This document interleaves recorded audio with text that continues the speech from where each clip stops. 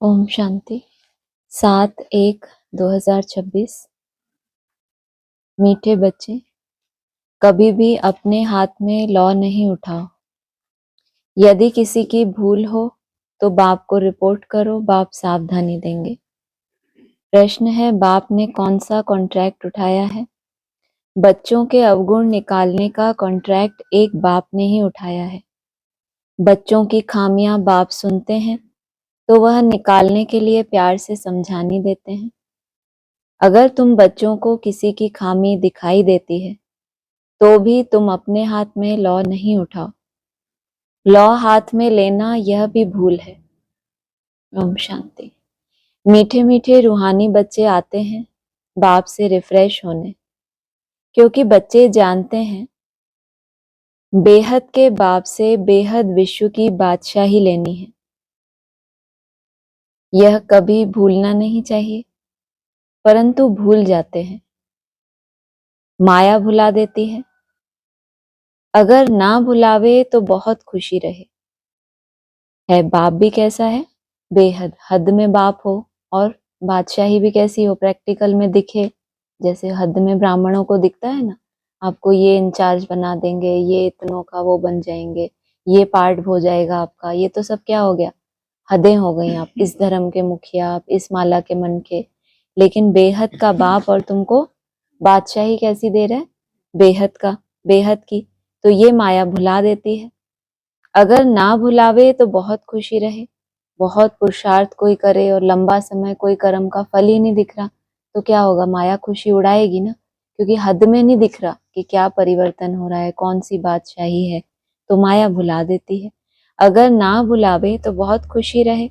बाप समझाते हैं, बच्चों इस बैज को घड़ी घड़ी देखते रहो, चित्रों को भी देखते रहो, घूमते फिरते बैज को देखते रहो तो पता पड़े बाप द्वारा, बाप की याद से हम यह बन रहे हैं। बन रहे हैं किसके द्वारा? बाप द्वारा। फिर तो सब बन जाए, इसलिए ऐड क्या किया? बाप द्वारा। और दूसरा क्या क्या बोला? खुली आंखें, बंद है। बाप द्वारा, बाप की याद से हम यह बन रहे हैं। दैवी गुण भी धारण करने हैं। यही समय है नॉलेज मिलने का। बाप कहते हैं, मीठे मीठे बच्चों, रात दिन मीठे मीठे कहते रहते हैं। बच्चे नहीं कह सकते मीठे मीठे बाबा। कहना तो दोनों को चाहिए। दोनों ही मीठे हैं ना। कौन दोनों? बाप और बाप दादा। बाप दादा दोनों को ही क्या कहना चाहिए? मीठे मीठे। लेकिन बच्चे क्या कहते हैं? मीठे बाबा। कहना तो दोनों को चाहिए, दोनों ही मीठे हैं ना। बेहद के बाप दादा, परंतु कई देह अभिमानी सिर्फ बाबा को मीठा मीठा कहते हैं। कई बच्चे तो गुस्से में आकर फिर कभी बाप दादा को भी कुछ कह देते हैं। ऊपर वाले को मीठा मीठा और नीचे वाले को जो मन में आया सो कुछ भी कह देते हैं। कभी बाप को कहा तो दादा को भी कहा, बात एक ही हो जाती है। तो इसके विपरीत भी दादा को कहा अर्थात बाप को कहा, बात एक ही हो जाती है। कभी ब्राह्मणी पर, कभी आपस में नाराज हो पड़ते हैं। बाबा ने तो यहाँ तक बोल दिया, ब्राह्मणी से रूठा गोया। क्या बोला? बाप से रूठा। कभी आपस में नाराज हो पड़ते हैं तो बेहद का बाप बैठ बच्चों को शिक्षा देते हैं। कैटेगरी है ना इनकी भी। कोई तो बाप को भी कुछ कह देते हैं, कोई फिर नीचे दादा को, कोई ब्राह्मणी, और फिर आपस में। तो बेहद का बाप बैठ बच्चों को शिक्षा देते हैं। गांव गांव में बच्चे तो बहुत हैं, सबको लिखते रहते हैं, तुम्हारी रिपोर्ट आती है, तुम गुस्सा करते हो। बेहद का बाप इसको देह अभिमान कहेंगे। बाप सबको कहते हैं, बच्चों देही अभिमानी भव। सब बच्चे नीचे ऊपर होते रहते हैं। इसमें भी माया जिसको समर्थ पहलवान देखती है उनसे ही लड़ाई करती है। रिपोर्ट आती है क्रोध की, फिर बोल दिया क्या करो, तुम देही अभिमानी बनो। सब बच्चे ऊपर नीचे होते रहते हैं तो क्रोध तो आएगा ही ना। तो देही अभिमानी कैसे बने? क्या करें?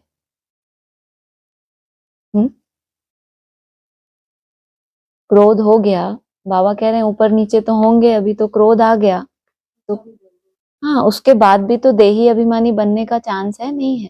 बाबा कह रहे अपनी भूल को क्या करो, स्वीकार करो, अपने को नीच समझना, इसको क्या बताया मुरली में? हाँ, देही अभिमानी स्थिति, ये भी एक आत्माभिमान है। क्या करना, खुद को नीचा समझना। और क्रोध कब आता है? जब खुद को दूसरे से श्रेष्ठ समझते हैं। तो कहा इसमें भी माया जिसको समर्थ पहलवान देखती है उनसे ही लड़ाई करती है। महावीर हनुमान के लिए दिखाया है, उनको भी हिलाने की कोशिश की। कहाँ तो हनुमान को उड़ते हुए दिखाया, कितना ऊंचा। और बाबा क्या कहते हैं, कैसे जूतियों में घुस जाता था, इतना महीन रूप धारण कर लेता था। माना निरहंकारी होने की बात है ना। इस समय ही सबकी परीक्षा लेती है, माया से हार जीत सबकी होती रहती है। लड़ाई में स्मृति विस्मृति सब होता है। जो जितना स्मृति में रहते हैं, निरंतर बाप को याद करने की कोशिश करते हैं, वह अच्छा पद पा सकते हैं। हिस्ट्री में भी लड़ाइयों पे जाते हैं तो किसको याद करते हैं? स्मृति का ही खेल होता है ना। तो उनको क्या करते हैं, जो सेनापति होता है उनकी स्मृति को क्या करता है, एकदम चार्ज कर देता है कि तुम किसके वंशज हो, तुम कितना, तुम्हारे पूर्वजों ने त्याग किया, तुम कौन हो, ये सब क्यों। और फिर ईश्वर की स्मृति में रह के क्या करते हैं, युद्ध करते हैं। बाबा कह रहे हैं लड़ाई तो बस ये एक ही बार होती है संगम पर। नॉलेज भी कब मिलती है, एक ही बार। और स्मृति और विस्मृति दोनों में से ये लड़ाई हो गई ना। स्मृति में हम लाए स्वयं को, फिर माया ने विस्मृति में ले गई। अब इसमें जीत किसकी हुई? केवल ये एक बार यहाँ पे नूंद हो गई आपकी, फिर जन्म जन्मांतर क्या होगा? हार और जीत का आधार क्या होगा? स्मृति और विस्मृति की जो यहाँ लड़ाई चली है, इसी की रिजल्ट। जो जितना स्मृति में रहते हैं, निरंतर बाप को याद करने की कोशिश करते हैं, वह अच्छा पद पा सकते हैं। बाप आए हैं बच्चों को पढ़ाने, सो तो पढ़ाते रहते हैं। निरंतर याद करने की कोशिश करते हो आप लोग? ऐसा लगता है? निरंतर मतलब आपकी परिभाषा क्या? निरंतर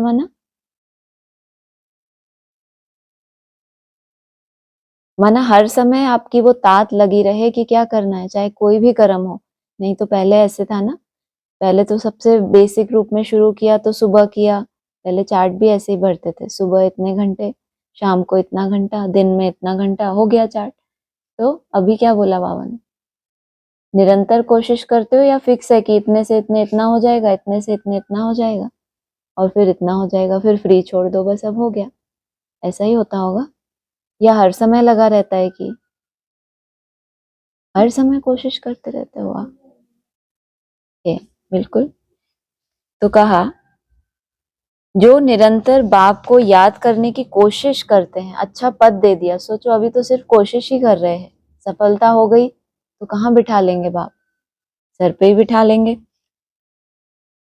बाप आए हैं बच्चों को पढ़ाने, सो तो पढ़ाते रहते हैं। श्रीमत पर चलते रहना है, श्रीमत पर चलने से ही श्रेष्ठ बनेंगे। इसमें कोई से बिगड़ने की बात ही नहीं। बिगड़ना मना क्रोध करना। भूल आदि करते हैं तो बाबा के पास रिपोर्ट करनी है। खुद किसको नहीं कहना चाहिए। फिर जैसे कि लॉ हाथ में ले लिया, गवर्नमेंट लॉ हाथ में उठाने नहीं देती। कोई ने घूसा मारा तो उनको घूसा नहीं मारेंगे, रिपोर्ट करेंगे, फिर उनका केस होगा। यहाँ भी बच्चों को कभी सामने कुछ नहीं कहना चाहिए, बाबा को बोलो। सबको सावधानी देने वाला एक बाबा है।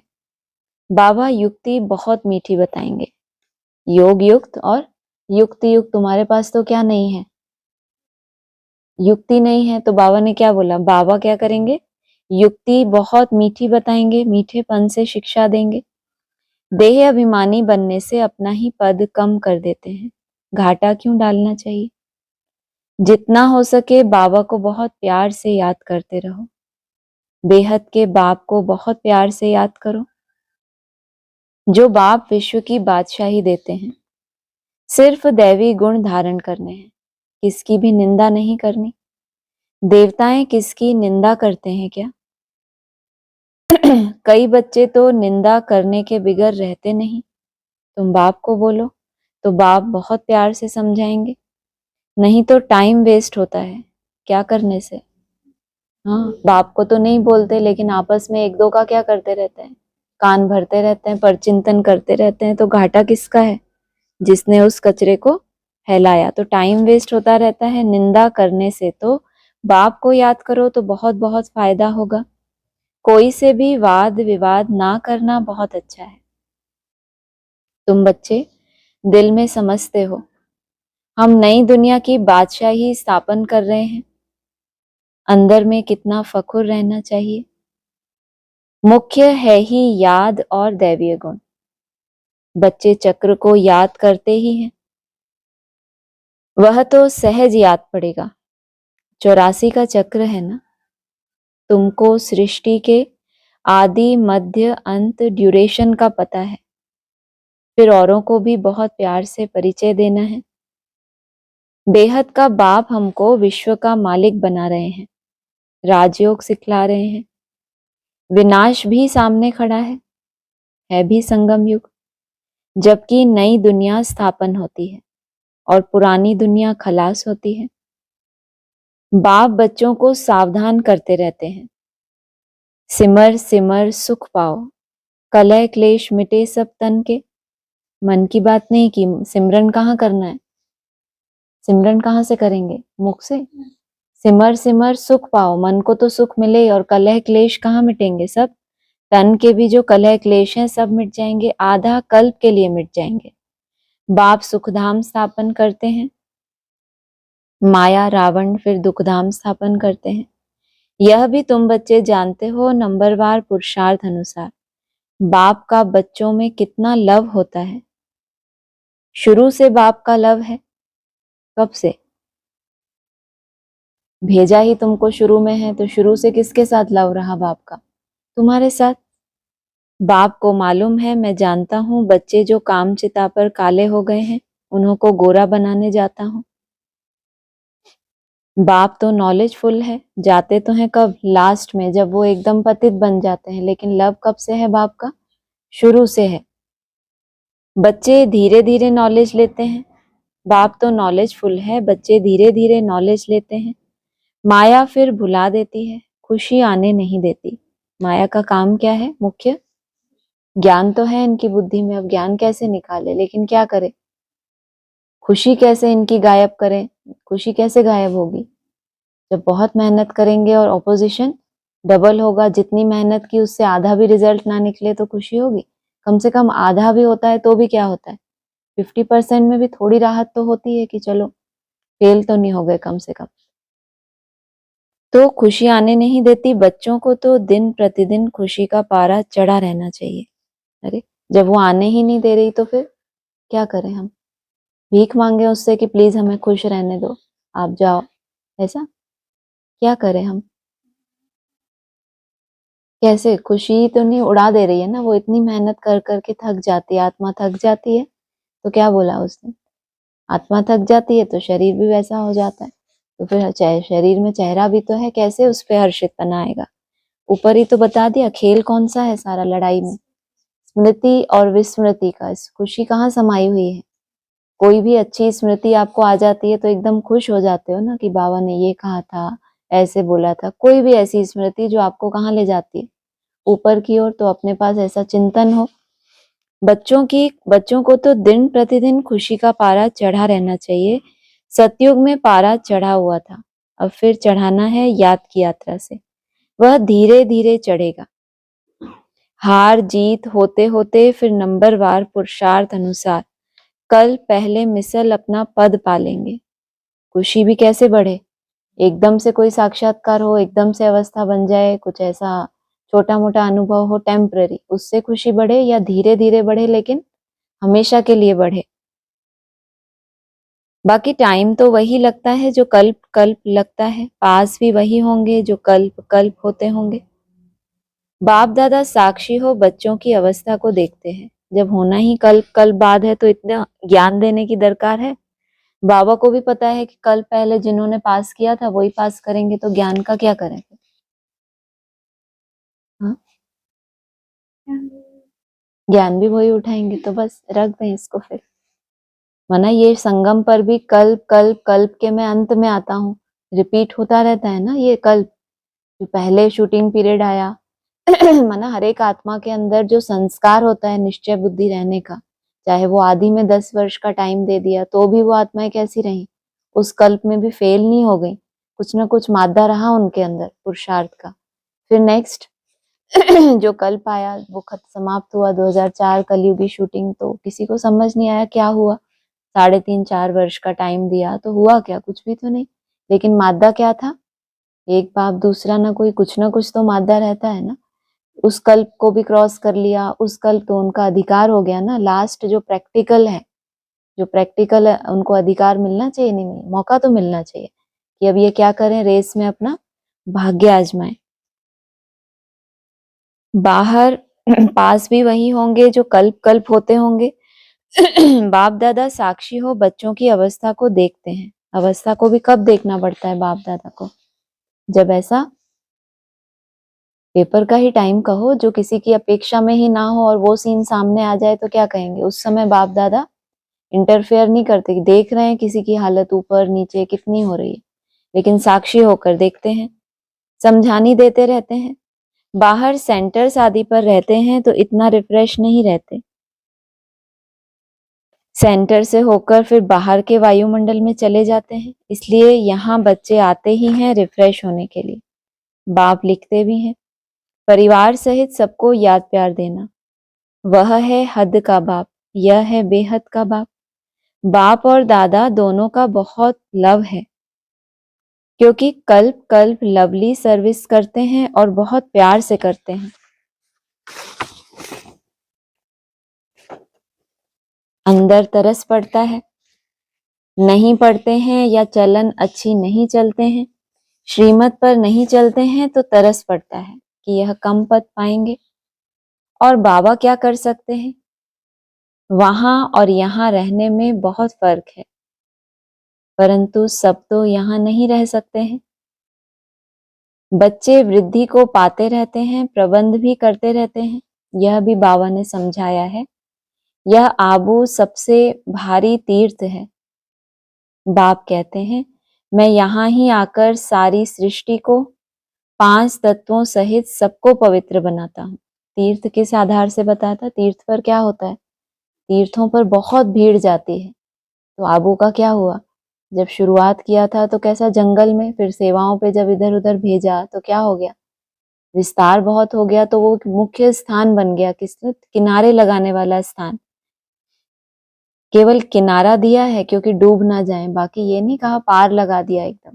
तीर माना किनारा मिला है अभी आपको, बाकी विषय सागर से कहाँ नहीं पहुंच गए, क्षीर सागर की यादगार नहीं है। बाप कहते हैं, मैं यहाँ ही आकर सारी सृष्टि को 5 तत्वों सहित सबको पवित्र बनाता हूँ। 5 तत्वों के पवित्र बनने का कायदा कहाँ, पांडव कहाँ जाकर गल मरे, ऊंची स्टेज पे बताया, पहाड़ों पर गल मरे देह भान से। कितनी सेवा है, एक ही बाप है जो आकर सर्व की सदगति करते हैं। सो भी अनेक बार किया है, यह जानते हुए भी फिर भूल जाते हैं। तब बाप कहते हैं माया बड़ी जबरदस्त है। माया को भी कब सर्टिफिकेट दिया बाप ने, जब अच्छे अच्छे पहलवानों को भी माया ने क्या किया, भुला दिया। तब बाप ने क्या कहा, ये माया बड़ी जबरदस्त है। आधा कल्प इनका राज्य चलता है, माया हराती है, फिर बाप खड़ा करते हैं। बहुत लिखते हैं बाबा, हम गिर गया, अच्छा फिर नहीं गिरना, फिर भी गिर पड़ते हैं, गिरते हैं तो फिर चढ़ना ही छोड़ देते हैं। कितनी चोट लग जाती है, सबको लगती है। सारा मदार है पढ़ाई पर, पढ़ाई में योग है ही। फलाना मुझे यह पढ़ा रहे हैं, अब तुम समझते हो बाप हमको पढ़ा रहे हैं, पढ़ाई में योग है ही। ये कैसी पढ़ाई है जो नई नई दुनिया के लिए क्या बोला है, नए ज्ञान से नई दुनिया की स्थापना। वो पढ़ाई भी बुद्धि में कब बैठे, जब पहले क्या हो, बुद्धि में कुछ ना कुछ याद की शक्ति हो। तो इस पढ़ाई में योग है ही। अब तुम समझते हो बाप हमको पढ़ा रहे हैं, यहाँ तुम बहुत रिफ्रेश होते हो। गायन भी है, निंदा हमारी जो करे मित्र हमारा सो। भगवानुवाच, मेरी ग्लानि बहुत करते हैं, मैं आकर मित्र बनता हूँ। इतनी निंदा करते हैं, मैं तो समझता हूँ सब हमारे बच्चे हैं, कितनी मेरी प्रीत है इनके साथ। सोचो आप, कल टैली करो, बाप समान बनना है ना सबको। निंदा हमारी जो करे मित्र हमारा सोए। और बाप की कितनी ग्लानि की, और बाप की क्या है, ऊपरी बात नहीं बताई, क्या कहा, हमारी कितनी प्रीत है इनके साथ। किन के साथ? जिन बच्चों ने हमारी बहुत निंदा की, और बच्चे जो बाप समान बनेंगे उनकी क्या विशेषता होगी। निंदा करने वालों के प्रति कैसा होगा भाव, शुभ भावना महसूस करेंगे, नेचुरल। कितनी मेरी प्रीत है इनके साथ। निंदा करना अच्छा नहीं है, इस समय तो बहुत खबरदारी रखनी चाहिए। भिन्न भिन्न अवस्थाओं वाले बच्चे हैं, सब पुरुषार्थ करते रहते हैं। कोई भूल भी होती है तो पुरुषार्थ कर अभूल बनना है। माया सबसे भूलें कराती है, लेकिन नंबरवार क्यों हो गए? उस भूल को सुधार कर आगे के लिए क्या करते हैं, सचेत हो जाते हैं, तो फिर क्या कहेंगे, इन्होंने उबर गए उस भूल से। बॉक्सिंग है ना, कोई समय ऐसी चोट लगती है जो गिरा देती है। बाप सावधानी देते हैं, बच्चे ऐसे हारने से की कमाई चट हो जाएगी, 5 मंजिल से गिर पड़ते हैं। कहते हैं बाबा ऐसी भूल फिर कभी नहीं होगी, अब क्षमा करो। बाबा क्षमा क्या करेंगे, बाप तो कहते हैं पुरुषार्थ करो। बाबा जानते हैं माया बहुत प्रबल है, बहुतों को हराएगी। टीचर का काम है भूल पर शिक्षा दे अभूल बनाना। कल कितनी गारंटी ले ली थी माया ने, कितनों को तो हराऊंगी ही जरूर, आधों को तो माया जरूर हराएगी। टीचर का काम है भूल पर शिक्षा दे अभूल बनाना। ऐसे नहीं किसी ने भूल की तो हमेशा उनकी वह होती रहेगी। बहुत समय पहले की किसी की कोई भूल है, कोई संस्कार है, आपने देख लिया और आप हमेशा के लिए याद रख लो कि ये तो ऐसा ही है, तो बाबा क्या कह रहे हैं, ये भी कोई कायदा है? हो सकता है उस आत्मा ने अपनी उस भूल को छोड़ने के लिए बहुत पुरुषार्थ किया हो, और अब वो रिपीट भी ना हो, और आपने उसी बात को पकड़ के क्या किया, उसकी निंदा कर ली। ऐसे नहीं कि किसी ने भूल की तो हमेशा उनकी वह होती रहेगी, नहीं। अच्छे गुण गाए जाते हैं, भूल नहीं गाई जाती। अविनाशी वैद्य तो एक ही बाप है, वह दवाई करेंगे। तुम बच्चे क्यों अपने हाथ में लौ उठाते हो? जिसमें क्रोध का अंश होगा वह ग्लानि ही करते रहेंगे। निशानी है उनकी, निंदा करना, ग्लानि करना, ये निशानियां क्या है? बड़े रूप में क्रोध तो नहीं कर सकते, जोर जोर से चिल्ला सकते हैं, मार कुटाई कर सकते हैं, नहीं कर सकते। तो ये सूक्ष्म रूप में किसी के कान में किसी की ग्लानि कर देना, ये भी क्या है? उससे क्रोधित हैं, तभी तो उसका नाम बदनाम कर रहे हैं, नहीं तो क्या करना चाहिए? किसी से आपका बहुत स्नेह होता है, जैसे माँ होती है, बच्चे से स्नेह होता है तो क्या करती है? कैसा भी कुपत्ता होता है तो भी मेहमान आते हैं कोई दूसरे, तो क्या हमारा बच्चा तो कैसा है, बहुत अच्छा है, पढ़ाई में ऐसा है वैसा है, थोड़ा बड़ा चढ़ा के बोलती नहीं बोलती? क्या पता चलता है उससे? कि इनका अटैचमेंट है, इनका मोह लगा हुआ है। और इसके विपरीत नहीं भी उतनी कमी होगी तो भी क्या करेंगे, अपने क्रोध को कैसे शांत करें? बोल तो सकते नहीं, विक्रम बन जाएगा। तो सूक्ष्म रूप में उस आत्मा की निंदा करते रहेंगे, दूसरे से करेंगे, अपने मन में धारण करेंगे, कुछ भी। कहा अविनाशी वैद तो एक बाप ही है, जिसमें क्रोध का अंश होगा वह ग्लानि ही करते रहेंगे। सुधारना बाप का काम है, तुम सुधारने वाले थोड़े ही हो। कोई में क्रोध का भूत है, खुद बैठ किसकी ग्लानि करते हैं, तो गोया अपने हाथ में लौ उठाया। उसको बोला भी कुछ नहीं, लेकिन सिर्फ क्या कर रहे हैं, उसकी ग्लानि कर रहे हैं, जैसे कि लौ हाथ में उठाया। इससे वह सुधरेंगे नहीं, और ही अनबन हो जाएगी, लून पानी हो जाएंगे। सब बच्चों के लिए एक बाप बैठा है। लौ अपने हाथ में उठाए किसकी ग्लानि करना, यह भारी भूल है। कोई ना कोई खराबी तो सब में होती है तो कोई ना कोई दूसरा क्या अवगुण, अवगुण भी किसी सब में क्या होता है, सब में ही होता है तो क्या करें, जब किसी का कोई अवगुण दिखे तो क्या करें,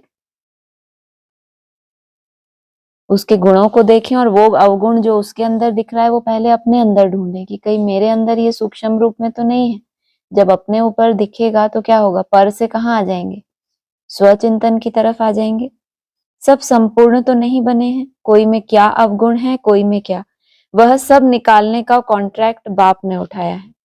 बोला था ना मुरली में, जिस जगह से सुई में कट नहीं होगी तो वहां से चुंबक क्या करेगा, खींचेगा, उसके उस गुण के आधार से उसको क्या करेगा, आगे बढ़ाएगा। यह तुम्हारा काम नहीं। बच्चों की खामियां बाप सुनते हैं तो वह निकालने लिए प्यार से समझानी दी जाती है।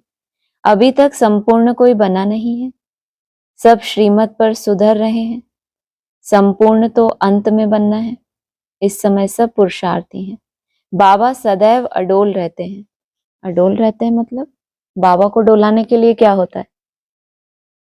अडोल रहने की बात ही कब आए? जिनके सामने क्या हो? निराकार के सामने कोई स्थिति परिस्थिति बनी, बाबा सदैव अडोल रहते हैं। ये ऊपर जो इतना सुनाया, कोई क्रोध करते हैं, बाप दादा को भी कह देते हैं, ग्लानि करते हैं, ये सब बताया नहीं, तो ये सब देखता कौन है? बाबा देखता है ना साकार में। तो अडोल रहते हैं, बच्चों को प्यार से शिक्षा देते रहते हैं। शिक्षा देना बाप का काम है, फिर उस पर चले ना चले वह हुई उसकी तकदीर। कितना पद कम हो पड़ता है। श्रीमत पर ना चलने के कारण कुछ भी ऐसा करने से पद भ्रष्ट हो जाएगा। दिल अंदर खाएगा हमने यह भूल की है, हमको बहुत मेहनत करनी पड़ेगी। इतनी मेहनत की, फिर एक भूल होने के बाद क्या होगा? की कमाई चट तो होती है ना कुछ ना कुछ। फिर बाबा ने क्या कहा? हमें इतनी मेहनत करनी पड़ेगी। कम से कम ये रियलाइज हुआ तो भी कितनी अच्छी बात है कि अब जो भूल हो गई, अब क्या करूंगा मैं? इसके लिए उतनी ही मेहनत करूंगा। दिल अंदर खाएगा, हमको बहुत मेहनत करनी पड़ेगी। किसका भी अवगुण है तो बाप को सुनाना है, दर दर सुनाना, यह देह अभिमान है। बाप को याद नहीं करते हैं। अव्यभिचारी बनना चाहिए ना। एक को सुनाएंगे तो वह झट सुधर जाएंगे। सुधारने वाला एक ही बाप है, बाकी तो सब हैं अनसुधरे। परंतु माया ऐसी है, माथा फिरा देती है। बाप एक तरफ मुंह करते हैं, माया फिर घुमाकर अपनी तरफ कर लेती है। बाप आए ही हैं सुधार कर मनुष्य से देवता बनाने। बाकी दर दर किसका नाम बदनाम करना, यह बेकायदे है। तुम शिव बाबा को याद करो। जजमेंट भी उनके पास होती है ना। तुम क्या करते हो? तुम जज बन जाते हो कि ये ऐसा है, इसका मतलब तुमको बहुत सब पता है कि कौन कैसा है। तुम कैसे हो ये हमको देखना है या दूसरों का जज बनना है? जज किसका बनना है? स्वयं की जजमेंट करनी है। जजमेंट एक बाप के पास है ना। एक मिनट।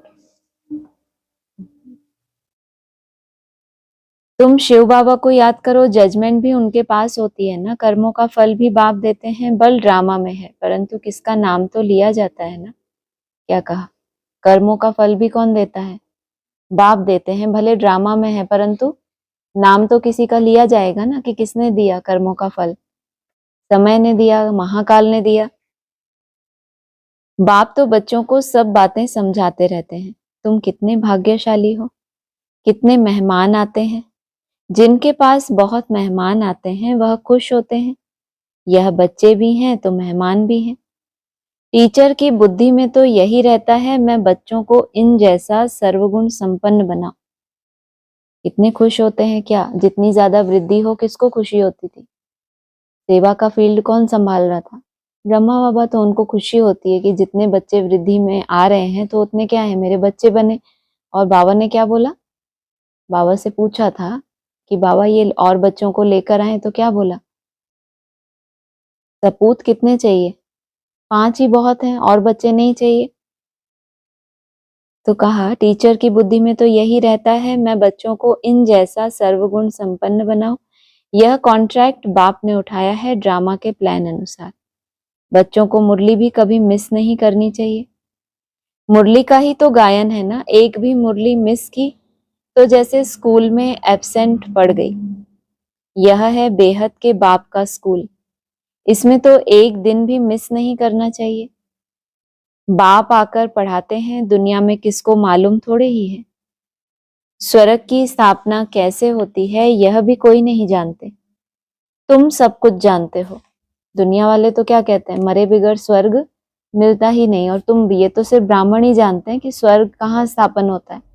यहाँ स्थापन होता है, वो भी बोला। स्वर्ग की स्थापना कैसे होती है यह भी कोई नहीं जानते। तुम सब कुछ जानते हो।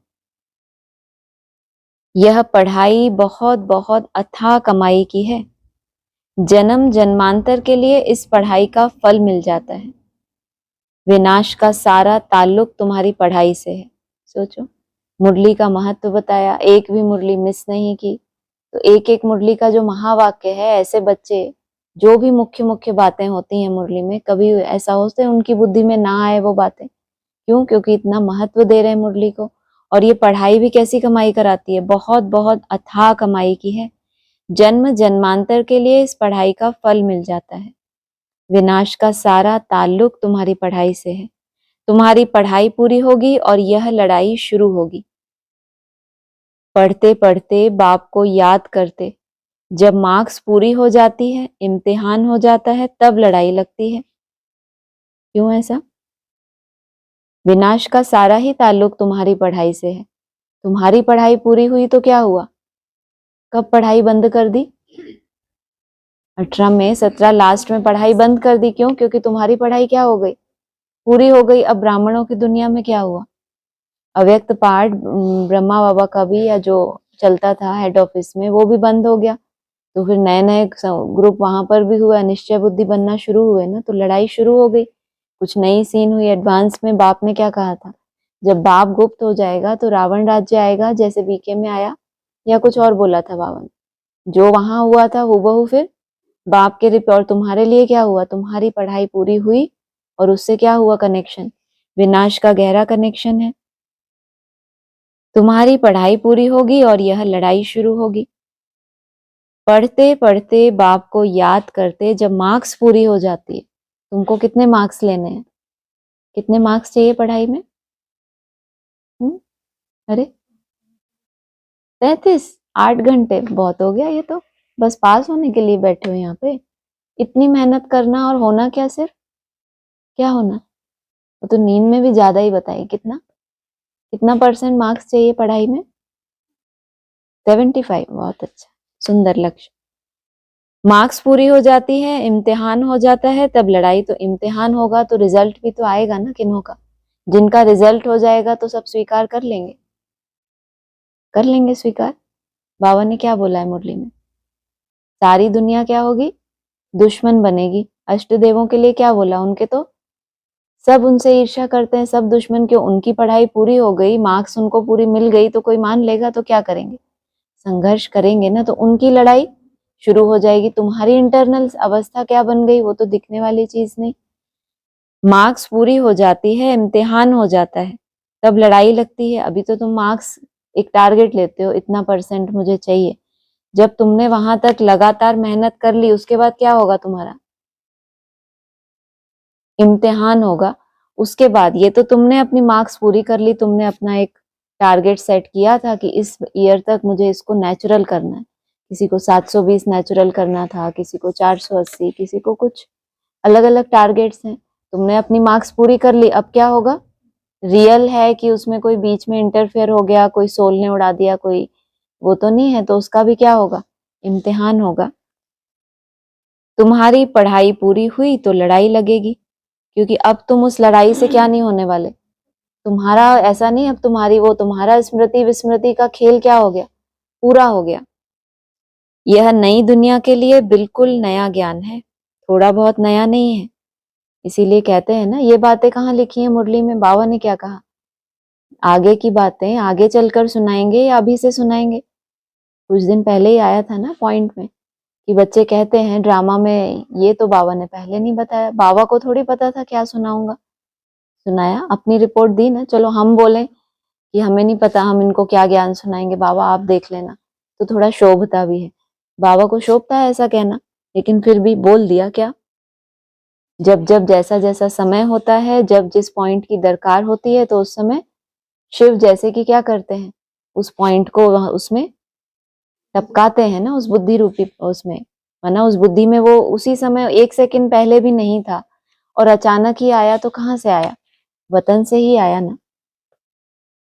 तो नई दुनिया के लिए बिल्कुल नया ज्ञान है, इसलिए मनुष्य बेचारे मूंझते हैं। किसी का भी कोई, चाहे शुरुआत में भक्ति मार्ग की समझ थी, तो उन्होंने जो बीके ने नया कुछ सुनाया तो नहीं स्वीकार कर पाए, क्योंकि इतना सारा शास्त्रों का विस्तार, सारी दुनिया एक तरफ, और ये थोड़े से ब्राह्मण कह रहे हैं, या छोटी छोटी बच्चियां, इनकी क्या कोई बात मानेगा? फिर नेक्स्ट हुआ पार्ट, तो फिर भी क्या हुआ? इतनी बड़ी बड़ी दीदी दादियां, वो कर्माती इतनी हुए इस शरीर से, और ये देखो क्या कहते हैं। कहाँ लिखा है मुरली में? जबकि उन्हीं मुरलियों को तो निकाला था ना, उन्हीं मुरलियों से मंथन किया, या अलग से अपनी मुरली छपाई? फिर नई दुनिया के लिए बाबा ने यही बोला, बिल्कुल नया है। बिल्कुल नया इसलिए है क्योंकि अब उसका जब अमृत बनता है तो रूप कैसा हो जाता है, दूध होता है, उसका स्वरूप कैसा होता है। फिर उसको जमाया जाता है, जब सार में मक्खन निकलता है तो उसका स्वरूप कैसा होता है, और छाछ कैसा दिखता है, फिर पतला पतला दिखता है या बहुत सुंदर दिखता है। कहाँ दूध कहाँ छाछ, तो फर्क तो आता है ना। तो बिल्कुल नए रूप में सामने आएगा तो क्या करेंगे, मनुष्य बेचारे मूंझ जाएंगे। अच्छा, मीठे मीठे सिकी लदे बच्चों प्रति माता पिता बाप दादा का याद प्यार गुड मॉर्निंग। रूहानी बाप की रूहानी बच्चों को नमस्ते। रूहानी बच्चों की रूहानी बाप दादा को नमस्ते। आज की मुरली का सार क्या था जो बाबा ने बार बार रिपीट किया? हाँ जी, बार बार क्या बात रिपीट की बाबा ने आज? क्या नहीं करना? किसी की निंदा नहीं करना और अवगुणों को देखकर हाथ में लौ नहीं उठाना। किसी के अवगुण देख उसकी निंदा नहीं करना, जगह जगह पर उसके अवगुण नहीं सुनाने, अपना मीठापन नहीं छोड़ना।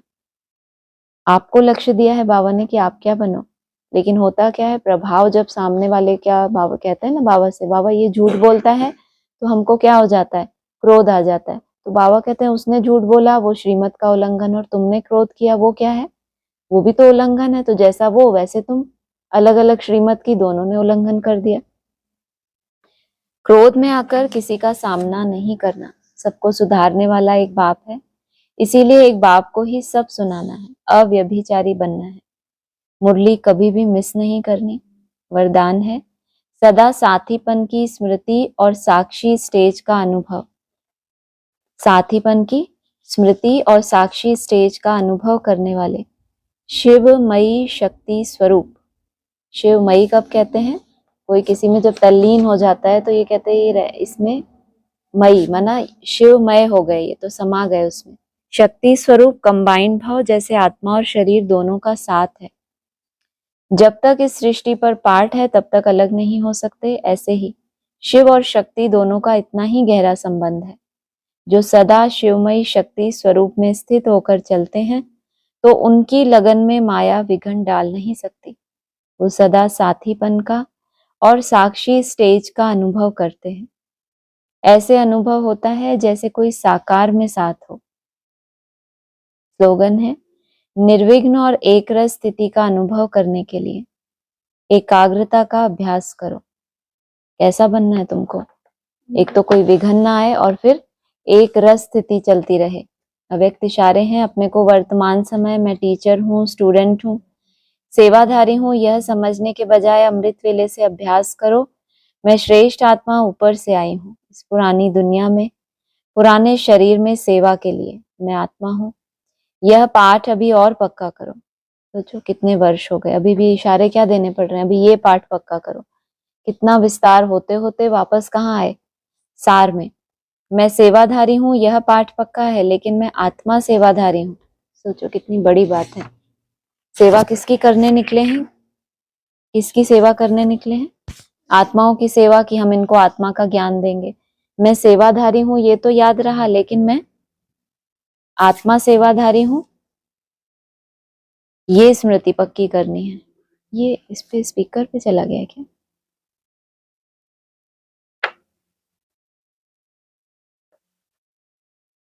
साकार मुरली पॉइंट्स है।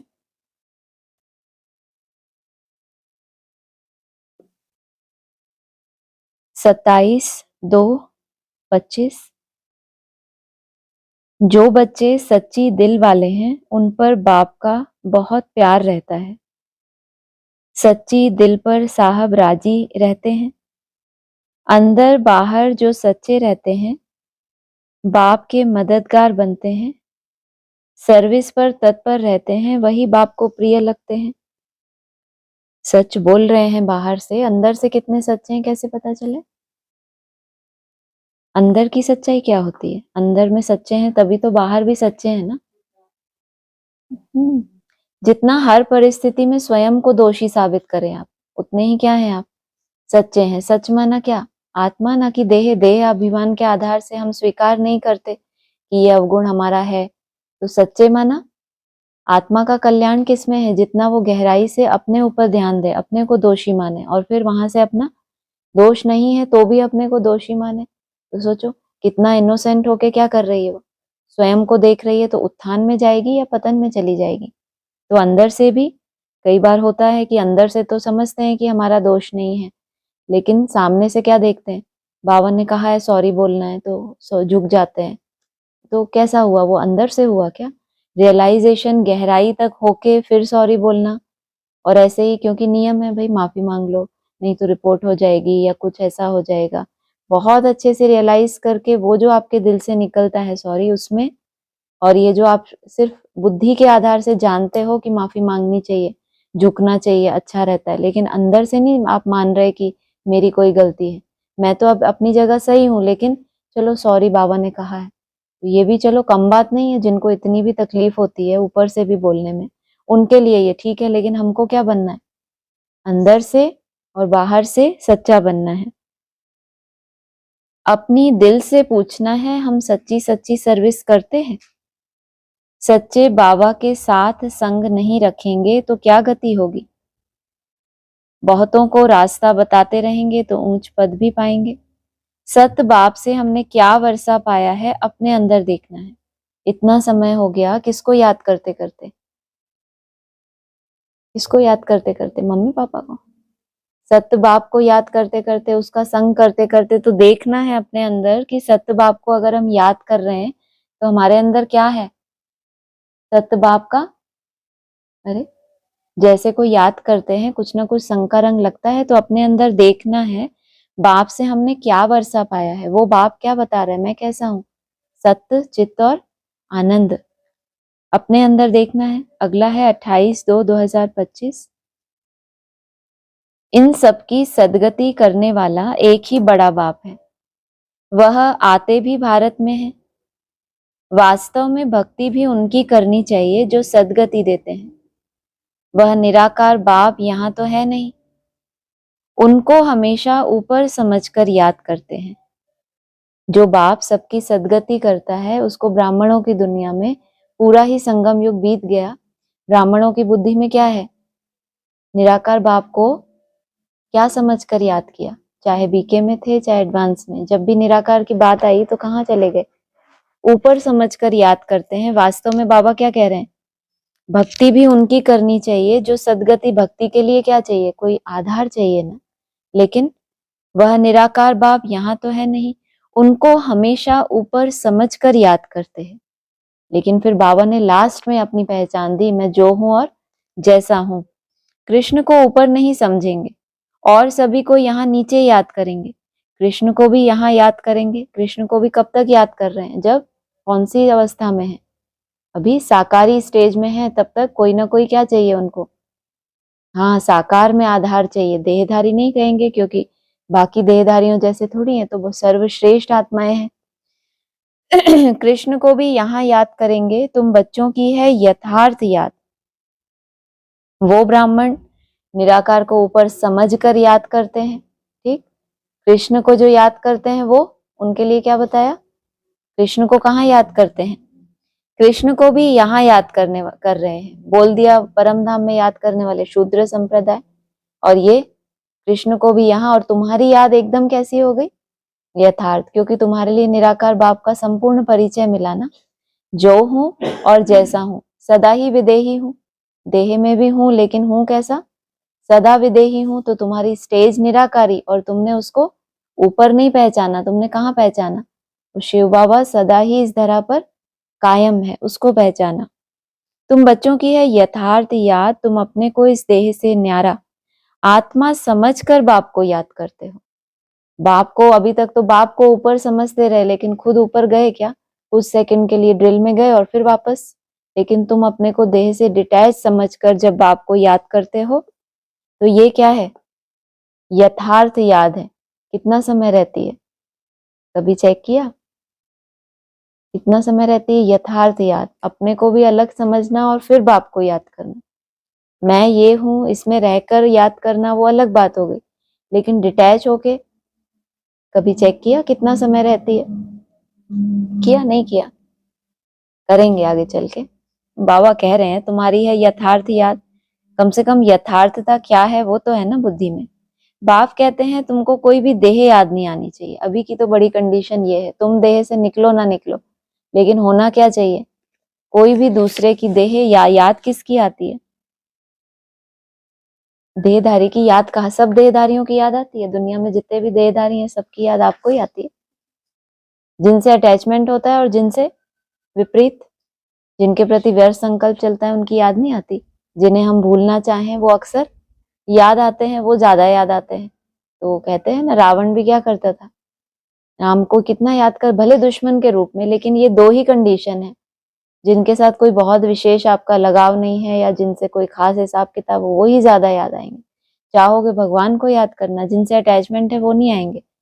जब किसी से खिटपिट होती है तो जिनसे अटैचमेंट है वो याद आते हैं, वही याद आता है जो अच्छा नहीं लगता।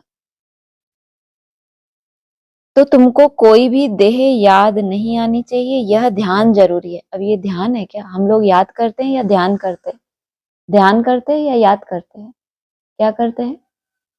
ध्यान मतलब क्या होता है, ध्यान शब्द का अर्थ क्या बताया, बाबा ने मुरली में क्या बताया, एडवांस में क्लैरिफिकेशन। हाँ, धी प्लस ऑन, मना ये हो गया ध्यान। बुद्धि आपकी ऑन रहे, ध्यान रखना है कि बुद्धि में कोई भी देह की याद ना आए, यह ध्यान जरूरी है। फिर करना क्या, बाद में स्विच ऑन हो जाए फिर तुम क्या करना, अब बाप को याद करना। अगला है 1 मार्च 2025। रचयिता को तो कोई भी जानते ही नहीं, अभी तुम रचयिता बाप को जानते हो। उस बाप की याद में तुमको कभी रुकना नहीं है। क्या कहा, कोई भी नहीं जानते किसको, रचयिता को, और तुमने जान लिया तो अब तुम्हारी मुसीबत क्या, रुकना नहीं है। जब तक नहीं जाना था तो तुम्हारे लिए भी क्या था, वो ऊपर में थी बिंदी परम धाम में। अब साकार चला गया तो अब क्या करें, अब तो कुछ बचा ही नहीं। लेकिन तब तो तुमको क्या पता चला, वो तो सदा ही कायम है इस सृष्टि पर। जिस सृष्टि पर मैं हूं वो भी उसी सृष्टि पर है। तो अब क्या करना पड़े, वहां तक पहुंचना है। कोई बहुत दूर तीर्थ स्थान होता है तो रुकते रुकते जाएंगे तो पहुंच पाएंगे, और तुमको तो इसी जीवन में पहुंचना है। भले वो है इस सृष्टि पर, लेकिन अभी पहुंच के अंदर है क्या तुम्हारे। तो क्या करना है, इस यात्रा में कभी रुकना नहीं है। तुमको यात्रा मिली है याद की। बाकी ब्राह्मणों को कौन सी यात्रा मिली है, बेसिक ब्राह्मणों को तो मिल गई पद यात्रा। क्या करो, सेवाएं करो, यहाँ जाओ वहां जाओ, बहुत उनको माथा मारना पड़ता है। और एडवांस वालों को ज्ञान की यात्रा, ज्ञान का मंथन करते रहो, मनन चिंतन करते रहो और दूसरों को सुनाते रहो कि आपके पास तो कुछ भी ज्ञान नहीं है, आप तो बस ऐसे ही सेवाएं करते हो। ये बहुत सुंदर उनको मिला। इसको याद की यात्रा अथवा प्रीत की यात्रा कहा जाता है। बताओ, प्रीत की यात्रा कैसी होती है, प्रीत की यात्रा होती है क्या कोई, मैंने तो पहली बार सुना है। क्या प्रीत की यात्रा कैसी होती है, हाँ बहुत अच्छा। प्यार वो जो क्या हो, अविनाशी हो, सदाकाल हो, लेकिन उसकी भी तो यात्रा होती है। प्रीत से पहले क्या होता है, पहले आपको मिलता है किसी का परिचय, ठीक, उसके बाद आपका क्या हो उसके साथ, हाँ आपका कोई संबंध भी तो जुड़े उससे, बिना संबंध के। हाँ, बच्चे ने जन्म लिया तो माँ का अटैचमेंट हुआ, उसको परिचय मिला, ये आपका बच्चा है। कोई दूसरा लाके दे दो तो ये आपका है, तो उससे हो जाएगा, लेकिन वो संबंध भी तो हो। और फिर पहले तो परिचय मिला बाप का, सभी ब्राह्मणों को मिला, उसके बाद क्या हुआ, अपने दिल की सच्चाई के आधार से जिसने जितना गहरा संबंध जोड़ा, जोड़ने की निशानी क्या है, कितना गहरा जोड़ा है, हाँ हद से टूटता जाएगा, जितना बेहद में जुड़ता जाएगा हद से टूटता जाएगा। उसमें हद में क्या क्या आ गया, हद में क्या क्या आता है, कुछ आप लोग भी बोलो। हाँ ये तो बीके वाले कोर्स है, हद में क्या क्या आ जाता है। हाँ स्थूल तो पता है, हद में क्या है, हमारी हद कहाँ कहाँ तक लास्ट हमारी बुद्धि जाती है, बहुत छोटी सी ही हद होगी। लौकिक संबंध थोड़े दूर के, और उससे बस इतना ही, इतनी ही हद है। और फिर उसके बाद अपनी देह से भी ऊपर उठ जाए तो क्या कहेंगे, जैसे कि हदें समाप्त हो रही हैं। तो ये है प्रीत की यात्रा। कहा जाता है जिसकी जास्ती प्रीत होगी वह यात्रा भी अच्छी करेंगे। यात्रा में क्या चाहिए, अथक पना चाहिए। यात्रा हद की यात्रा होती है तो उसमें भी होता है ना, जो बहुत उमंग उत्साह से जय माता दी करते, क्या करते हैं, चढ़ते चले जाते हैं। वो देखो कैसे खुशी में दौड़ते जाते हैं, उनको किस बात की खुशी है, जो मेरे इष्ट हैं उनका दर्शन करूंगा, प्राप्ति होगी, एक अपना ही उन्होंने एक संसार बनाया है चिंतन के आधार से, जबकि वहां मूर्ति में कोई भगवान बैठा है क्या। लेकिन जैसा भी इस ब्रह्मांड का एक नियम है, जिस तरह के संकल्प आप कंटिन्यू इसमें फेंक रहे हो, उसी तरह की एनर्जी आपको वो वापस करेगा। इसलिए बाबा ने 2017 में एक अव्यक्त वाणी चलाई लास्ट, उसमें कहा था कि जिस तरह के संकल्पों में आप निरंतर रमण करेंगे, उसी तरह की आत्मा कैप्चर करेगी आपको। इसलिए बहुत अटेंशन रखना। ये लास्ट अव्यक्त वाणी थी जो बाबा यही इशारा दे गए थे कि इस ब्रह्मांड में बहुत सी आत्माएं हैं, भ्रमण कर रही हैं। जिस तरह की आपकी मेंटेलिटी होगी, उसी तरह की वो आत्माएं होंगी, तो आपके अंदर प्रवेश करके आपकी उस कमी को और बढ़ाएंगी। अति का अंत भी तो होना है ना, इसलिए बोला है सच्चाई सर पे चढ़ के बोलेगी। तो कहा जास्ती प्रीत होगी तो यात्रा भी अच्छी करेंगे। तो क्या करें इसके लिए, प्रीत को का क्या करें, प्रीत के कोई कैप्सूल है क्या, खा लें तो प्रीत बढ़ जाए। जास्ती प्रीत होगी, कम प्रीत होगी, माना जो हमारे काम का नहीं है उससे बुद्धि को मोड़ते जाना, अपने अहंकार को छोड़ते जाना, इन विकारों को क्या करना, इनसे नफरत आना। तो विपरीत को छोड़ते जाएंगे तो क्या होगा, मन जितना स्वच्छ होता जाएगा तो उसमें क्या होगा, जो प्रेम का सागर है उसको याद कर रहे हैं तो उससे प्रीत बढ़ेगी ना। क्योंकि आप जिन चीजों से परेशान हैं उसको याद करते करते वो छूट रहा है, तो आपका उमंग बढ़ेगा ना कि और ज्यादा याद करो। जितना प्यार से यात्रा पर रहेंगे पवित्र भी बनते जाएंगे। बताओ, पवित्र बनना कितना मुश्किल, बाबा क्या कह रहे हैं, प्यार से यात्रा करते रहेंगे पवित्र भी बनते जाएंगे। अगला है, तुम ब्राह्मण बच्चों में भी प्रीत और विपरीत का मदार है। विपरीत माना प्रीत के ऑपोजिट विपरीत हो गया ना। बाप को जास्ती याद करते हैं, गोया प्रीत है। बाप कहते हैं मुझे निरंतर याद करो, मेरे मददगार बनो। मददगार कैसे बनना है बाप का, कैसे, अभी तो बताया, मुझे निरंतर याद करो, मेरे मददगार बनो। ये है तुम्हारी सेवा। तुमको कौन सी सेवा मिली है, याद की यात्रा की सेवा मिली है। रचना को एक रचता बाप ही याद रहना चाहिए, किसी रचना को याद नहीं करना। दुनिया में तो रचयिता को कोई जानते नहीं, न याद करते हैं। सन्यासी लोग भी ब्रह्म को याद करते हैं, वह भी रचना हो गई। रचयिता तो सबका एक ही है ना। और जो भी चीजें इन आंखों से देखते हो वह सब तो है रचना, जो नहीं देखने में आता है वह है रचयिता बाप। Point to be highlighted. क्या, जो भी इन आंखों से दिख रहा है वो सब क्या है, रचना। क्योंकि तुम जैसे हो, तुमको अपने ब्रह्मा विष्णु शंकर, ये भी क्या बता दिया आगे है, ब्रह्मा विष्णु शंकर का भी चित्र है, वह भी रचना है। जो इन आंखों से तुमको नहीं देखने में आ रहा, वही कौन है, रचयिता बाप। और तुम्हारी प्रीत भी किससे होनी है, और यात्रा भी क्यों करनी है। ब्रह्मा विष्णु शंकर इनको तो जाना ना, जान लिया, वो मूर्तियां अपना पार्ट प्ले करके अव्यक्त भी हुई, तो फिर पहुंचे क्या तुम, उनकी स्टेज तक पहुंच पाए। लेकिन तुमको बताया, तुमने रचयिता बाप को जाना है तो तुमको यात्रा में कभी भी रुकना नहीं है। ब्रह्मा विष्णु शंकर का भी चित्र है, वह भी रचना है। अगला है, बाप के साथ प्रीत उनकी होगी जो बहुत याद करेंगे। बड़ा ही कंफ्यूज कर रखा है, बाप को जो ज्यादा याद करेंगे उनकी प्रीत है। अभी बोला ना पीछे, याद करते हैं गोया क्या है, बहुत प्रीत है इसलिए, और फिर निरंतर में पहुंच गए तो बाप के पूरे मददगार। एक तो होते हैं बच्चे की माँ बाप से बहुत प्यार है, गोद में खेलते। एक है बच्चा जो बाप की जिम्मेदारी उठाने में उसका सहयोगी बन जाए। बाप आराम कर रहा है और बच्चा क्या कर रहा है, सारी जिम्मेदारी उठा रहा है, तो इसको कहेंगे मददगार। उनकी ही गोल्डन एज बुद्धि होगी। किनकी, जिनकी बाप के साथ प्रीत उनकी होगी जो बहुत याद करेंगे। माना प्रीत नहीं है तो भी चिंता नहीं, तो भी पुरुषार्थ करते रहेंगे, मन को स्वच्छ बनाते रहेंगे, तो क्या होगा, प्रीत नहीं भी है लेकिन विपरीत का खाता बंद रखना है। विपरीत में नहीं जाएंगे तो क्या होगा, याद कर रहे हैं, प्रीत नहीं महसूस हो रही, अपनापन नहीं महसूस हो रहा, लेकिन तपस्या कर रहे हैं कि मैं आत्मा हूँ, भगवान से शक्तियां ले रही हूँ, जिस भी विधि से करते हैं। फिर क्या होगा, और विपरीत का खाता बंद रखा है कि विपरीत बुद्धि नहीं होना, तो क्या होगा, प्रीत होगी। उनकी ही गोल्डन एज बुद्धि होगी। अगर और तरफ बुद्धि भटकती होगी तो तमो प्रधान ही कहेंगे। बुद्धि तो सबकी भटकती है, लेकिन अगर उसको रास्ते पर लाने के लिए कोई मेहनत ही नहीं है तो वैसी ही बनी रहेगी।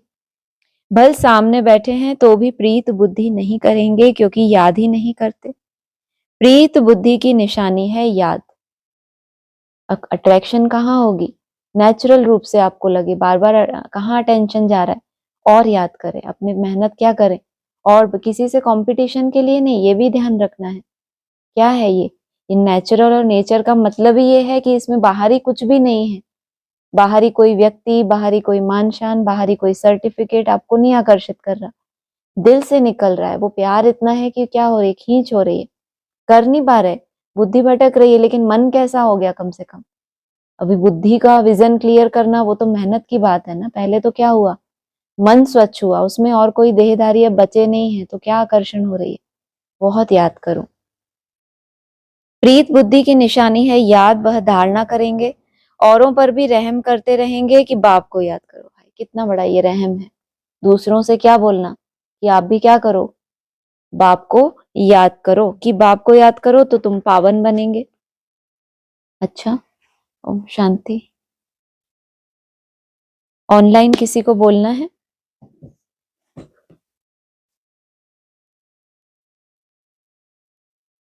बोल रहा है कोई?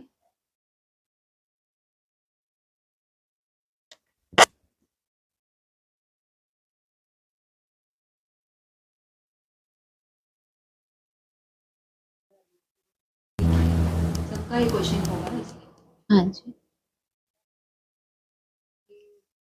हमारा दोष नहीं है, और सामने वाले ने बोल दिया और हमने उसके अहंकार को चोट ना पहुंचाने के लिए सॉरी बोल दिया।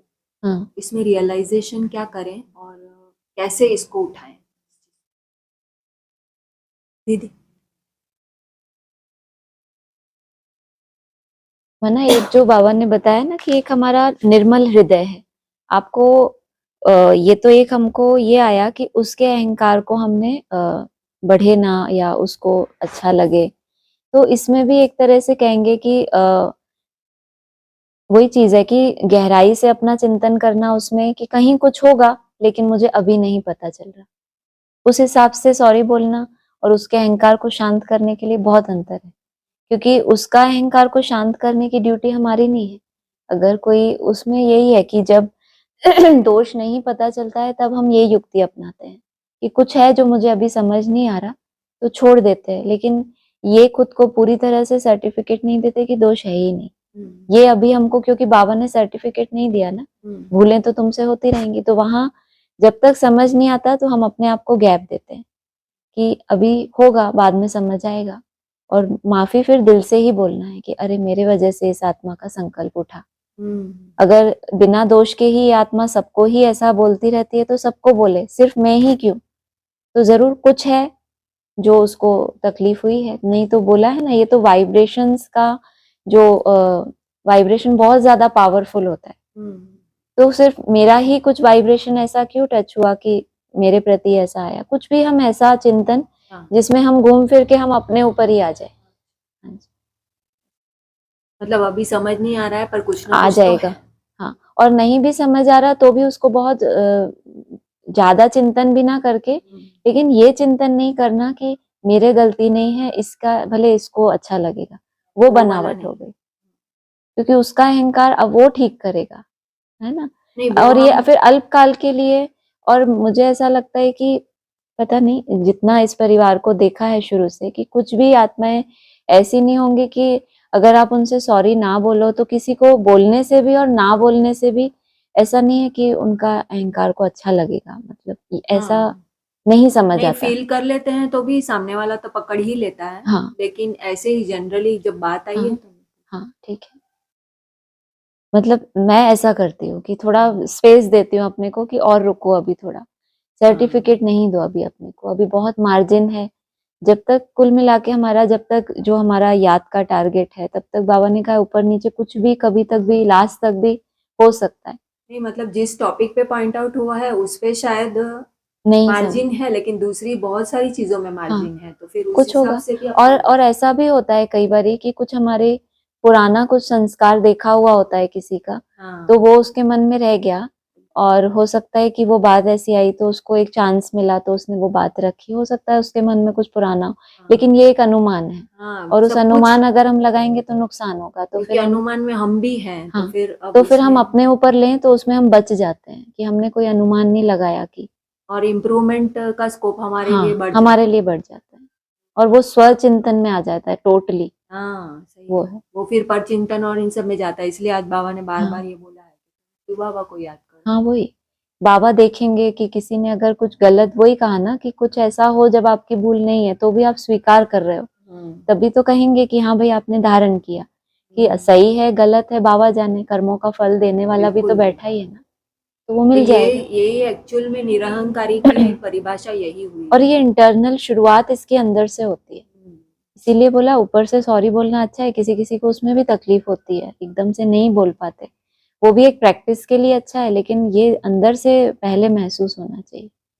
जैसे दिल से होता है ना, कभी कभी मन झुक जाता है किसी के सामने की, हुँ, तो वो एक होना चाहिए, उससे कि बहुत हमारे प्रोग्रेस। कारण क्यों किसी को कुछ हाँ किसी का भी दिक्कत हो। एक तो बहुत अच्छा 2016 में एक क्लास हुई थी, भाई साहब ने कराई थी, तो उन्होंने उसमें अव्यक्त वाणी में यही आया था, हमारे सामने कितनी भी माया आए, हमारी वजह से हम दूसरे के लिए माया का स्वरूप ना बने, कि वो कोई भगवान को याद करना चाह रहा है और उसकी बुद्धि में मेरे किसी एक्टिविटी से कुछ संकल्प उठ गया, सही है। मैं किसी की राह में रोड़ा ना बनूं, मेरी राह में कितने भी रोड़े आ जाए वो मेरा पर्सनल है, मेरे हिसाब किताब, मैं निमित्त ना बनूं कि मेरी वजह से इनका ये संकल्प हो गया, इतना ही बहुत है याद रखना।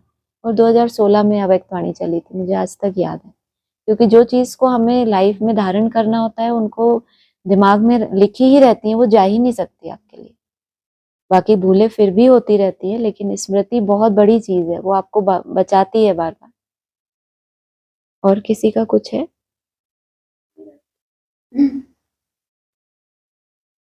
जैसे संस्कार की बात आती है ना, कोई कोई का संस्कार होता है तो मतलब अपने को ऐसे लगने लगता है कि नहीं अब तो ये अपन इससे ऊपर उठ रहे हैं, लेकिन जब कोई भी ऐसी सिचुएशन है तब वो वापस से वही फील होता है कि नहीं वापस यही हमें। तो हम इसीलिए मुझे बताओ, इसीलिए तो अभी बात हुई ना हमारी कि खुद को कभी भी सर्टिफिकेट हमें देना ही नहीं है जब तक फाइनल, क्योंकि हम ये भी तो हम नहीं कह रहे कि हम वैसे के वैसे ही हैं। बाकी जब भी आप अपने को सर्टिफिकेट दोगे कि मेरा ये अब चला गया, तो एक आप राहत महसूस करोगे, माया को चिंता हो जाती है कि अरे ये निश्चिंत हो गया, निश्चिंत कभी नहीं होना, प्रोग्रेस को देखना है कि हाँ मेरा पहले से प्रोग्रेस हो गया, लेकिन अगर वो रिपीट हो रहा है और आपको दुख हो रहा है, इसका मतलब कि वो कर्म आपने जैसे परमानेंट ठप्पा दिया, परमानेंट नहीं, इतना कि पहले से इतना परसेंट ठीक हुआ है, अभी आगे और ठीक होगा। वही रिपीटेशन, कितनी बार भाई साहब कहते हैं ना, कितनी समय के बाद वो कमजोरी रिपीट हो रही है, या कितनी जल्दी मैंने अपने आप को बैक कर लिया। जैसे मैंने अपना एक्सपीरियंस कि कोई भी फोर्स आता है कोई इमोशंस का, तो हमने कुछ ही सेकंड में बस हमको लगा स्टॉप, ये क्या है, तो वो हमारा वहीं से ठीक हो गया। तो कहेंगे ना कितने कम समय में आपने उसको क्या कर लिया, एकदम रोक लिया, तो भी तो प्रोग्रेस है। तो सिर्फ यही नहीं देखना है कि वो रिपीट हो गया, अब मेरी प्रोग्रेस क्या हुई पहले से इसमें, और मैं कितना उसके पीछे पड़ी हूँ।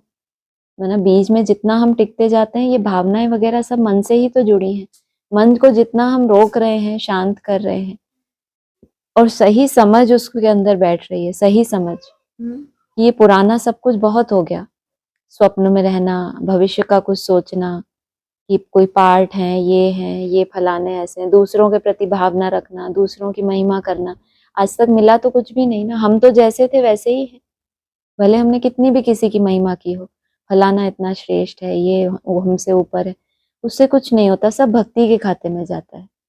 वो एक बाप है जो नंबरवार करने आया है हमको, इसलिए हम जब इन्हीं भावनाओं में बहते रहते हैं, तो वो जो हमारा अलग अलग मनसा बन जाती है सबके लिए, वो हमारे लिए दुखदाई होती है, क्योंकि जिनको हमने बहुत श्रेष्ठ, जिनके साथ बहुत स्नेह है, जब वहां से हमें वैसा स्नेह नहीं मिलेगा तो आप टूटोगे। क्योंकि जब भी हम, हमारा स्नेह अभी निस्वार्थ नहीं है भगवान की तरह, वो जब हमें प्यार देता है तो ये नहीं चाहता कि अब तुम भी मुझे उतना ही याद करो, वो देता चला जाता है, उसको चाहिए नहीं। लेकिन हमारा स्नेह ऐसा नहीं है, हम किसी को दे रहे हैं, लगातार दे रहे हैं, सालों से दे रहे हैं, उसका एक छोटा सा ऐसी बात आपको रुला देगी। क्यों? क्योंकि आप उससे प्यार नहीं करते, आप खुद से पहले प्यार करते हैं। तो उस खुद को जब दुख हुआ तो अब वो भी ऐसा लगेगा कि हमने इतना किया, हमको तो कर्म फल से प्रभावित हो गए ना। तो ये रिजल्ट होती है भावनाओं में बहने की। और जब हम स्वरूप में टिकते हैं तो केवल हमारी यात्रा है उस ईश्वर तक पहुंचने की। बीच में और कोई है ही नहीं जिसकी हम महिमा करें। सब अपना अपना दौड़ रहे हैं, कौन किसकी महिमा करे, फुर्सत किसको है। हम रह जाएंगे दूसरों को देखते देखते। तो इन चीजों से ऊपर उठना होता है, केवल वो हो और मैं हूं। अपने अनेक जन्मों को देखना है, मुझे देखना है मैंने क्या कर्म किए, मैंने क्या सहयोग किया, मैंने हिस्ट्री में क्या पार्ट। दूसरों की महिमा करने से हमारी सदगति कैसे होगी? आत्मा के अपने पुरुषार्थ से अपनी सदगति होगी। और हर एक आत्मा को केवल स्वयं से प्यार होता है, ये हमेशा ध्यान रखना। किसी को भी किसी दूसरे से प्यार नहीं होता, किसी से भी नहीं। नहीं तो कल आत्मघात की बात आई थी ना, शरीर को भी खत्म कर रहे हैं। सोचो किससे प्यार है? आत्मा से प्यार है। उस मैं से जो दुखी है, उसको चाहिए सुख शांति आनंद प्रेम, वो नहीं मिल रहा तो उसको लग रहा है शायद ये शरीर की वजह से है, तो उसको समाप्त कर रहा है वो। कहीं ना कहीं उसके अंदर ये बीज है कि ये शरीर नहीं, ये भी अलग है, ये मेरा है, ये मैं नहीं हूं। तो किसी दूसरे से हम निस्वार्थ प्यार कर ले, ऐसा कैसे हो सकता है? इस दुनिया में सबका प्यार स्वार्थी होता है। इसलिए ये कोई चीज है ही, सच्चाई है ही नहीं, केवल एक ईश्वर है। वो ही निस्वार्थ प्यार दे सकता है। और हमें भी अपने पास जितनी भी भावनाएं हैं वो सब उसके ऊपर उड़ेल देनी है, बटी हुई नहीं होनी चाहिए। बटा हुआ मन व्यभिचारी। हाँ जी, और किसी को बोलना? ओम शांति दीदी। ओम शांति भाई जी। अभी ये प्रश्न ऐसा है कि समझो कि हम बेसिक में थे और फिर एडवांस में आए और फिर यहाँ आ गए ना। हाँ जी। तो फिर ऐसा ही लगता है कि बस हमने अंतिम मंजिल पा ली है। तो अंदर से एक टाइप का एकदम संतोष हो गया है। बहुत अच्छा। और अभी हमें खाली यही करना है, निसंकल्प अवस्था में रहना है। बिल्कुल। तो फिर इतना ये नहीं रहता है कि अभी हम और भी आगे बढ़े। उमंग जैसे पहले क्या था, बेसिक एडवांस, और यहाँ है। जब यहाँ है तो थोड़ा ऐसा था कि भाई हमें बहुत आगे बढ़ना है, आगे बढ़ना है। तो यहाँ आने के बाद अभी पूरा अंदर से एकदम शांति हो गई है। बहुत अच्छा। एकदम कि बस अभी तो मंजिल हमें पता चल गई है और हमें क्या करना है भविष्य में ये भी हमें पता है।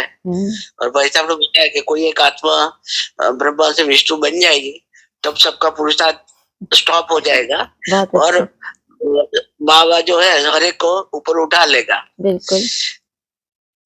तो उसको थोड़ा अंदर से मीन्स ये नहीं रहता है आगे बढ़ने का। हम कंपटीशन में सब होते हैं तो हमें पहला नंबर लाना है ऐसा अंदर से रहता है ना। हाँ। तो यहाँ तो अंदर से एकदम संतोष आ गया है। बस अभी हमें तो बस फाइनल गोल मिल गया है और जितनी भी हम मेहनत करते हैं तो करते हैं बस। तो मेहनत कर रहे हैं तो बुद्धि में है ना कि हमको आगे बढ़ना है। अगर सिर्फ संतोष आ जाए, जैसे बाबा कहते हैं, कई बच्चे कहते हैं हम तो याद में ही रहते हैं, वैसा संतोष थोड़ी है। हम हर दिन याद के लिए मिनट्स इकट्ठे करते हैं, डायमंड इकट्ठे करते हैं, तो उसमें कितनी मेहनत लगती है एक एक डायमंड को इकट्ठा करने में। वैसे तो बाबा ने कहा है एडवांस ज्ञान में, जब आए संतोष धन तो सब धन धूल समान। तो ये संतोष आने के बाद ही तो हम ये डायमंड इकट्ठे कर रहे हैं। एक तरह का एक लेवल का संतोष आया है, लेकिन वो जो हम एक रस स्थिति में टिकना चाहते हैं, जो बाबा ने कहा कि एक निर्वात जगह पर जहाँ पर कोई भी वायु ना हो, वहां पे दीपक की लौ कैसी होती है, वैसा हमारा आत्मा रूपी दीपक निरंतर जलता रहे। ये एक बहुत बड़ा लक्ष्य है। उसमें किसी दूसरे के साथ कंपटीशन नहीं है हमारा। हमारी लौ कितनी हिल रही है वो हम अभी जानते हैं, लेकिन उस दीपक की कल्पना करना कि वो निर्वात में है, कोई हवा का झोंका नहीं और स्थिर हो गई एकदम ज्योत, वैसा मुझे खुद को देखना है। इस शरीर के रहते रहते उस स्थिति में जाना है। तो ये भी तो अपने आप में एक लक्ष्य है। हाँ जी। और अभी तो पूरा दिन जो है, अभी तो मैं एक्चुअली थाईलैंड आया हूँ। अच्छा अच्छा। तो पूरे दिन ऐसा चला जाता है क्योंकि ये सब यहाँ बहुत सारी फिजिकल एक्टिविटी रहती है, ये सब रहता है। हाँ। तो की याद तो रहती ही है। हाँ। मगर जो हम वहां थे और जितनी याद रहती है इतनी यहाँ याद नहीं रहती। अच्छा, वायुमंडल का भी होता है प्रभाव। हाँ संगठन का जो अपना बल होता है वो हमारे स्थान पर, फिर वहां पे थोड़ा बहुत अंतर वायुमंडल का भी पड़ता है। संग जो कहते हैं कि मतलब इससे हमको थोड़ा वैल्यू का पता चलता है।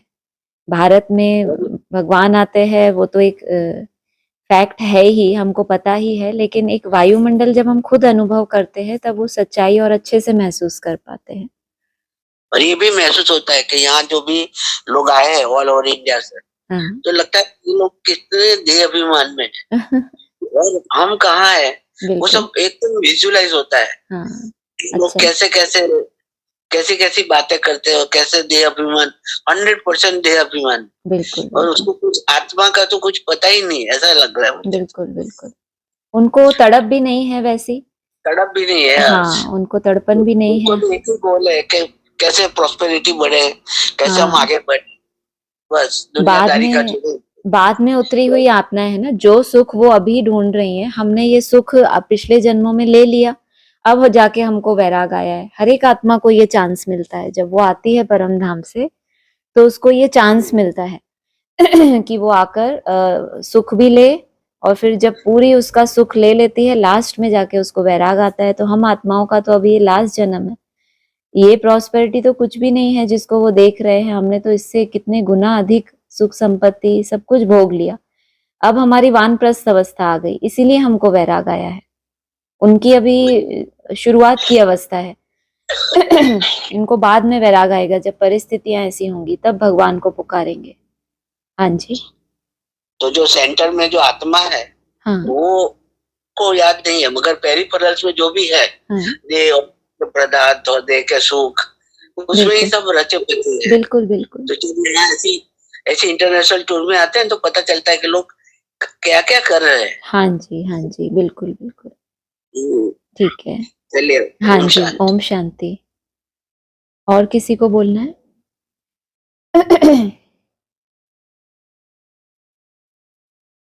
ठीक है, ओम शांति।